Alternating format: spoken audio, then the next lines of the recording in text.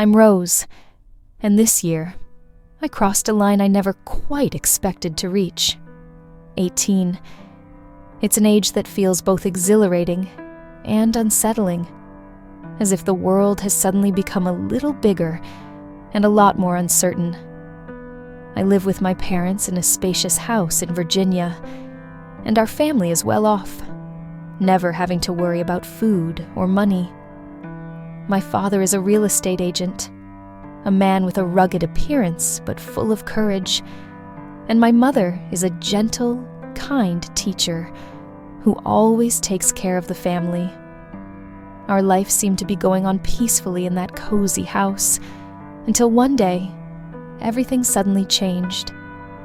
It was a gloomy afternoon, the sky heavy with dark clouds that seemed to gather with a foreboding weight, as if warning of something ominous. My mother and I were in the kitchen, preparing dinner together as we often did, the quiet rhythm of our routine filling the space. We were waiting for my father to return after his long day at work. The kitchen felt warm and cozy, the comforting aroma of my mother's soup blending with the chill outside. But the peaceful atmosphere shattered in an instant when the phone rang. My father's name flashed on the screen.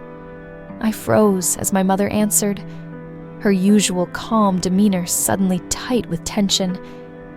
And in just a few short minutes, the world as I knew it was turned upside down.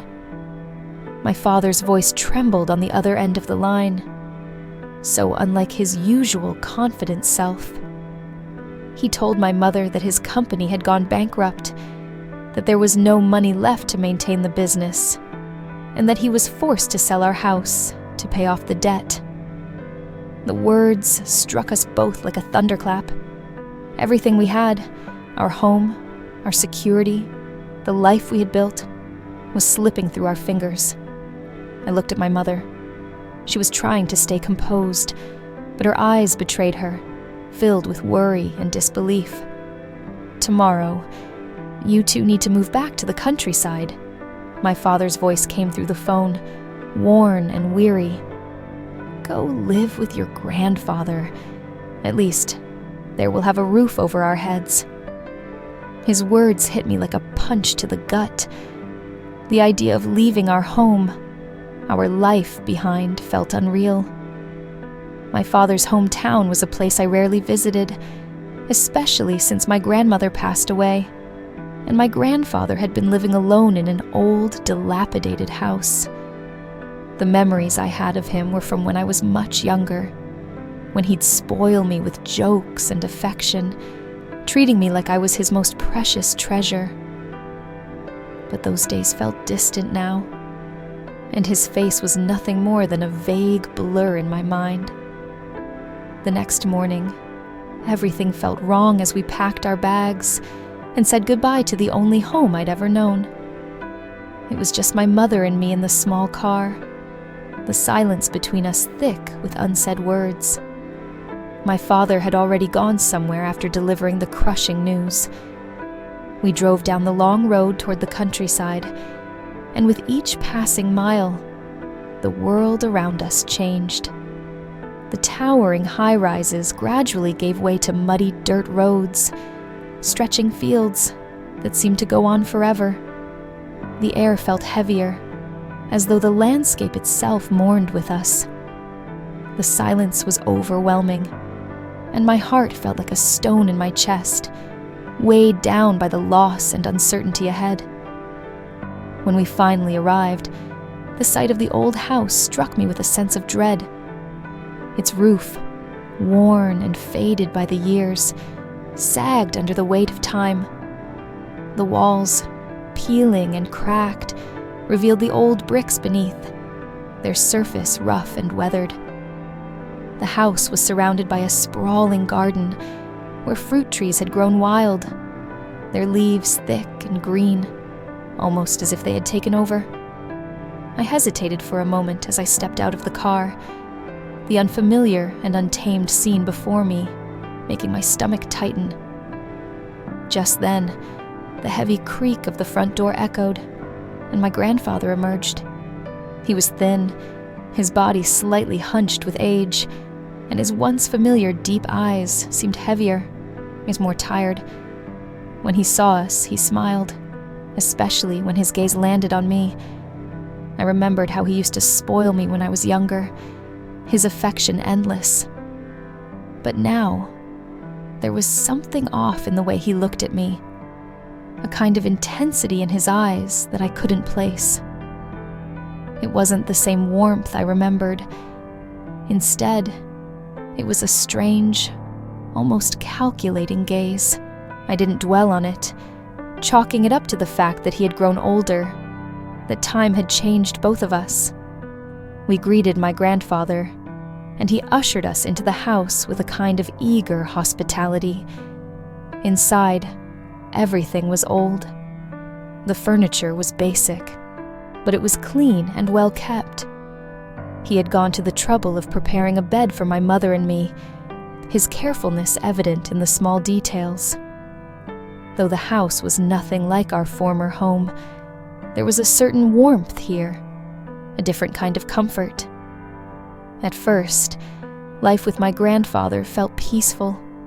He was always kind, telling us stories from his past, offering his help as my mother adjusted to the new life. But as the days passed, I began to notice something unsettling about his behavior. His eyes, those once familiar, loving eyes, seemed to linger on me longer than they should. Every time I caught a glimpse of him, whether I was combing my hair in front of the mirror or sitting in the garden, reading a book, I felt the weight of his gaze on me. It was as if he were watching me more intently, studying me. And when I looked back, his eyes weren't filled with the affection I remembered. They were different now, deeper, more knowing, as if they saw something hidden beneath the surface.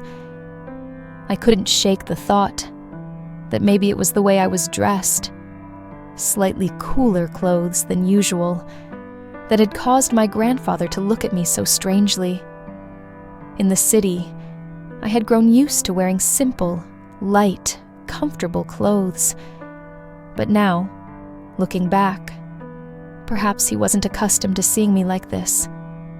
Maybe it was the years of separation, the unfamiliarity of my appearance in his eyes, that had caused his reaction. I tried to reassure myself, convinced that there was no reason to worry, that it was simply the difference between city life and the more modest, rural lifestyle. Then one day, on a quiet afternoon, everything shifted. My mother had gone to town early that morning, leaving just my grandfather and me at home. I was sitting on the old sofa in the living room, the fabric worn and faded, but still soft and comfortable. I was holding a book, one I had finished reading a few days ago. The room was bathed in the faint warmth of the sun, which streamed through the window, casting a gentle glow across the room and giving the space a dreamy, tranquil quality. I was lost in my thoughts, absorbed in the pages of my book, when I heard the soft shuffling of footsteps approaching. Before I could look up, my grandfather entered the room, carrying a plate of neatly peeled fruit, apples, pears, and oranges, arranged in a perfect eye-catching display. Slowly, he walked toward me and placed the plate on the table in front of me. His smile was kind, his voice gentle as he spoke, though something about the way he looked at me felt off. "You should eat," he said, his tone almost too warm. "I just prepared this for you. You need to eat a lot of fruit to stay healthy." I lifted my head slightly, offering a polite smile. "Thank you, Grandpa." I took a bite of the apple, its crispness cutting through the air, then returned my focus to the book in my hands, feeling a strange warmth from his small gesture.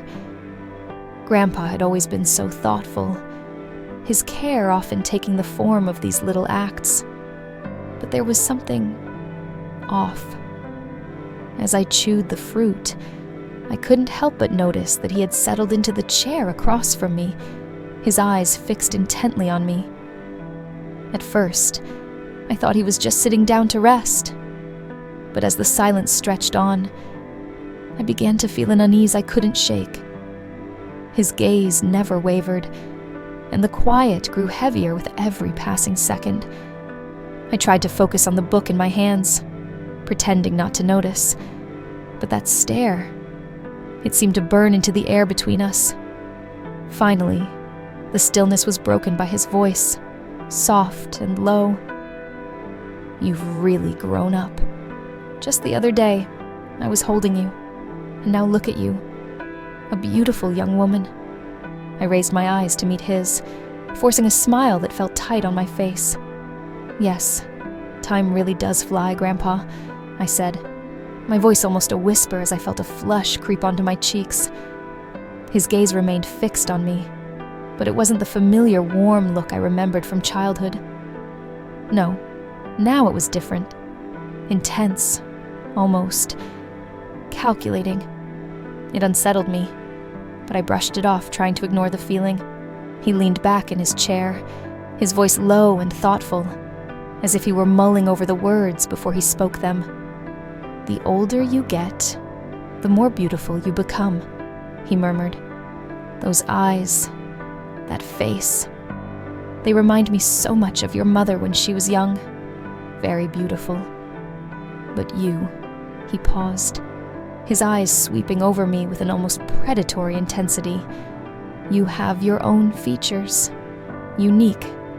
No one can compare." I forced a slight smile, my heart fluttering uncomfortably in my chest as I tried to mask the unease creeping over me. "You flatter me too much. I'm just ordinary," I said, my eyes fixed on the book, though the words in front of me were nothing but a blur. Inside, I was wrestling with the confusion his compliments sparked, unsure how to react to his overly intimate words. He didn't seem to notice my discomfort and pressed on, as if savoring the conversation. "I used to carry you around the garden. Do you remember? You'd talk my ear off, telling me stories, asking me questions about everything and anything. And now, in what feels like the blink of an eye, you've grown into such a beautiful young woman, with a figure so graceful." A nervous, forced smile tugged at the corners of my mouth, but my chest tightened with awkwardness. "Yes, I remember. Those were fun times," I said, my voice strained as I tried to push past the uncomfortable shift in our dynamic. "You always spoiled me." His gaze didn't waver. He kept watching me with a look that felt like it was piercing right through me. "You're not just beautiful, Rose," he said, his voice soft and deliberate. "You're also very charming. The boys must be losing their minds over you. I just hope someone worthy comes along to take care of you properly." A wave of heat surged in my face, and I lowered my head, suddenly feeling like the room was closing in on me. My fingers trembled as I turned the pages of the book, though I wasn't even reading anymore. His words hung heavy in the air, and I didn't know how to respond. "You're still young," I murmured, almost to myself. "It's too early to think about that," I added quietly, desperately trying to regain some composure, though my heart was racing. Grandpa smiled at me, his gaze lingering for a moment too long before he stood up. "Yes, you're right," he murmured, his voice softer than before. "Let me read. I'll go outside for a while." With a final glance, he turned and slowly walked out of the room, leaving me in the silence he left behind. As soon as he was gone, I exhaled sharply, a sense of relief flooding over me. It was as if a heavy weight had been lifted from my shoulders, though the air still felt thick with an unsettling presence. I dared to raise my eyes, cautiously scanning the room. The quiet was almost suffocating now, and the book I held felt completely irrelevant. I couldn't focus on the words anymore. My mind was no longer occupied with the familiar comfort of reading, but was consumed by the lingering memory of Grandpa's eyes, their warmth now replaced with something else. Something unfamiliar, almost predatory. The compliments he had given me, though spoken with a soft kindness, had carried an undercurrent that I couldn't shake off. It was as if he had crossed a line, something I couldn't put my finger on, but it felt real.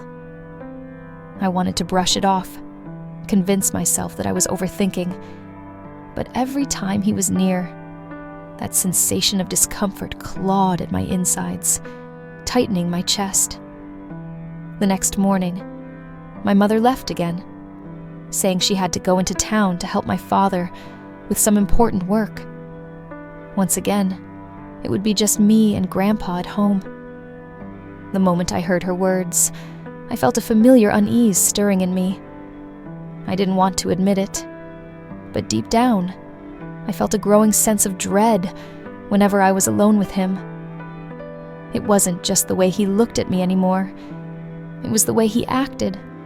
Little things, like how he would hover just a little too close when he spoke, or how his gaze would linger on me longer than it should. At first, I thought it was just his age, but now I wasn't so sure. Sometimes, when he thought I wasn't looking, I caught him staring at me in a way that sent shivers down my spine. His movements were slower, deliberate, like he was waiting for something, but I couldn't figure out what. The house seemed quieter now, as if it too felt the change. Every creak of the floorboards, every rustle of wind outside, felt amplified in the stillness. I couldn't shake the feeling that something was terribly wrong, but the more I tried to ignore it, the more it consumed me. After my mother left, the atmosphere in the house became strangely quiet. In the past, I would still see him sitting in the living room or in the garden. Occasionally, he would glance at me, but it was just a quick glance. But today, he seemed to want to be closer, and that closeness made me feel uneasy. That day was the third day my mother was away. The afternoon passed peacefully. The sunlight slanted through the trees in the garden, creating sparkling spots of light on the ground. I, as usual, had nothing to do but sit under the fruit trees, holding a book in my hand. My grandfather's garden was really beautiful on afternoons like that, with the birds chirping in the distance, the gentle breeze blowing through, making each leaf sway. But today, that peace only made me more nervous, as my mind was filled with an uneasy feeling about my grandfather. I was engrossed in my book, trying not to think about anything else, when suddenly I heard a strange sound coming from behind me. It was gentle, like soft footsteps on soft grass. My heart suddenly beat faster. I slowly turned my head, and as expected, my grandfather was approaching, his steps slow but sure, his eyes never leaving me. Anxiety filled my chest. I couldn't take my eyes off him, even though I just wanted to stand up and leave immediately. He walked closer until he was only a few steps away from me. I tried to stay calm, but the tension was evident on my face. "Grandpa," I called out, my voice trembling slightly. He stopped right in front of me, staring at me with a gaze I had never seen before. His voice was deep but unfamiliar. "I like you, Rose." I was stunned, my mind spinning. I couldn't believe what I had just heard. He continued, his voice even but determined. "In my life, I have never seen a girl as beautiful as you. You are perfect, from your eyes to your skin to your smile."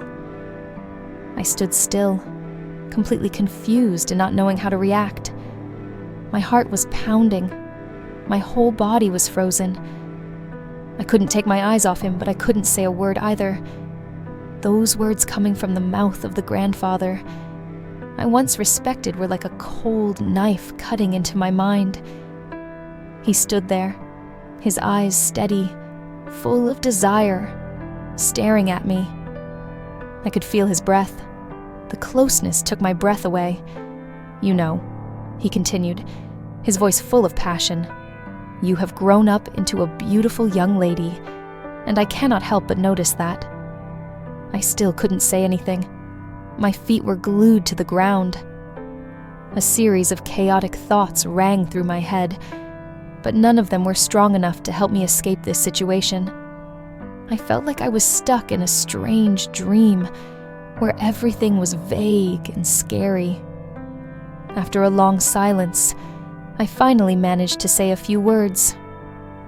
You don't say that." Then he continued to move closer to me, to the point where I could feel his breathing. My heart was pounding, and my feet were glued to the ground. When he stood in front of me, his skinny hand slowly reached up and took my hand. I shivered. The feeling of his rough skin touching me made me tremble. His voice whispered, vague but also heavy, "Rose, do you know, I want you. I want you to be mine." He squeezed my hand, and I could see in his eyes not the tenderness of a grandfather, but an emotion I hadn't expected. His other hand was not idle, and slowly he slipped his hand inside my shirt and began to stroke it. His hand slowly started to move down my breasts. I got extremely excited. I didn't know what to do. I panicked. I wanted him to pull his hand back. But my grandfather decided to go even further. With slight fear and pleasure, I was trying to get my grandfather's hand out of my shirt. But I didn't have enough strength, and it seemed that my grandfather had already made up his mind. He went even further and latched onto my lips, kissing me on the lips while his other hand went lower and lower. I don't know if I should have given myself up, or if I should have found a way to get away. My mind was spinning, trying to find a way out of this situation. Grandpa went a little further this time and tried to take off my shirt, and he succeeded. My voice trembled, but I spoke firmly and decisively. "Grandpa, you shouldn't do that. I'm your grandchild. I can't." He looked at me, his face surprised and somewhat disappointed. "But do you know, I've been thinking about this for a long time. You've grown up, become a beautiful woman. I just want to be with you, protect you, love you, like I've never loved anyone before." I took a step back, my hand still shaking. "Grandpa, I can't. I'm your granddaughter. We can't be like this. Please stop." He fell silent, his eyes shifting from longing to a distant sadness. He slowly let go of my hand and stepped back. He bowed his head, his voice drowning in guilt. "I'm sorry. I shouldn't have done that. I don't know what happened to me." The days following that incident were a blur. Every time I saw my grandfather, a chill would run down my spine, and my heart would race uncontrollably. His presence in the house, once familiar and comforting, now felt like an oppressive weight hanging over me. His eyes, those once gentle and loving eyes, had become a source of anxiety. I couldn't shake the image of his lingering gaze, the way his eyes followed me with a disturbing intensity. It was as if I could feel his every movement, hear the soft creak of the floorboards beneath his feet, his every step punctuating the silence with an unsettling rhythm. I tried to keep my distance, retreating into my room as much as possible, spending hours in my little sanctuary, reading books that no longer held my attention. The quiet hum of the house seemed to echo around me, a constant reminder of the growing chasm between my grandfather and me. Each day, the feeling of unease grew, and the house, which had once felt warm and safe, now felt like a prison, one from which I couldn't escape fast enough. And then, that morning, when my mother left for the city to help my father, I found myself alone with him again. The air felt heavier than usual, the stillness in the house deafening. I couldn't escape the feeling that something was wrong, that I was walking on the edge of something I didn't fully understand but feared nonetheless. I stayed in the living room, pretending to read, but my eyes were constantly drawn to the garden outside, to the place where I had once felt so at ease. My grandfather's presence seemed to seep into every corner of the house, his gaze even more palpable when he wasn't there.